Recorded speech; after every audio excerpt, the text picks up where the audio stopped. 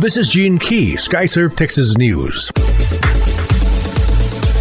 From the Wounded Officer Agents file, a Harris County Sheriff's Sergeant and 2 agents with the Texas Attorney General's office are in stable condition after being shot while serving a warrant Tuesday. The suspected gunman, Daniel Trevino, was found dead of a self-inflicted gunshot wound after an hours-long standoff. Trevino barricaded himself in the house where the officer shooting occurred. The confrontation started soon after 12:50 p.m. The 3 officers were rushed to Ben Taub Hospital, each arriving within minutes of each other. All 3 were awake and conscious as medical staff wheeled them in from an ambulance into the hospital emergency room.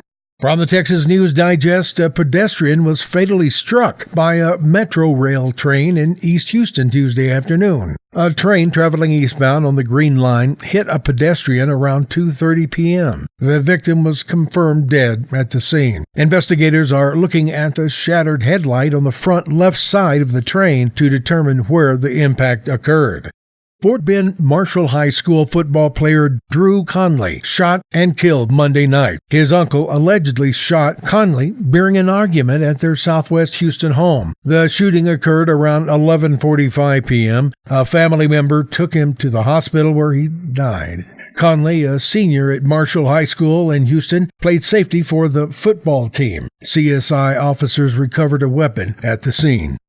From the last-minute Reprieve file, barely an hour before the scheduled execution, attorneys for death row inmate Alvin Braziel begged a Texas appeals court to call off the Dallas County man's date with death, alleging the state had just admitted to prosecutorial misconduct that occurred 17 years earlier. The 43-year-old condemned man was sent to death row in 2001 after a DNA linked him to a cold case slaying of a newlywed, a crime Braziel maintained he didn't commit. Braziel was expected to be the 13th and final execution in Texas this year, but at 11 a.m., 7 hours before his planned death by lethal injection, state prosecutors reached out to Braziel's attorney with an admission. They said they'd gotten a call the night before from Tom D'Amour, who prosecuted the case nearly 2 decades earlier. D'Amour allegedly confessed that during the 2001 trial, fellow prosecutor George West implied that he had purposefully provoked the slain man's wife into an emotional outburst on the stand when he showed her an autopsy photo of her murdered husband.